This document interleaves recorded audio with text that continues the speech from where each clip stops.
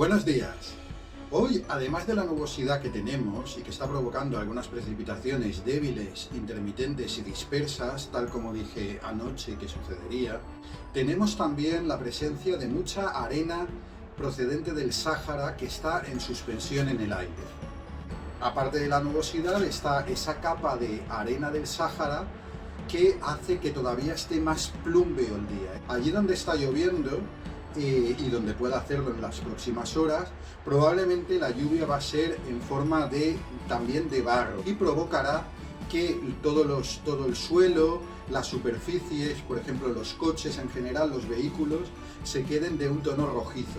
Pero aparte hay otra consecuencia, y es que estas impurezas en el aire, esta arenita que está ahí, que no la vemos, pero que sí que se nota que está en el ambiente, puede provocar algunos problemas respiratorios, sobre todo en personas que tienen algún antecedente, mayor congestión nasal, que vengan estornudos, como hacía tiempo que no venían, y un poco de esa sensación pues de encontrarse un poquito con falta incluso de aire en algunos casos.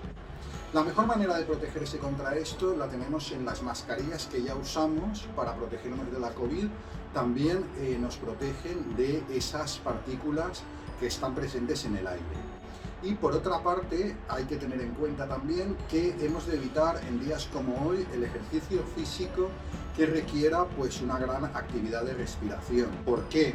Porque cuanto con más profundidad respiremos, más es fácil que se cuele en nuestro organismo pues esas partículas, que tampoco es que sea de una gravedad extrema, pero sí que son molestas, y sí que el aire tiene en días como hoy una calidad muy paupérrima, es decir, muy baja. Esta situación de presencia de arena del Sáhara en el aire no es tan inusual en nuestra zona. Lo que pasa es que sí que es cierto que hacía tiempo que no la teníamos en esta cantidad que hay ahora. Sencillamente hemos de tener paciencia, esto va a seguir unos días más.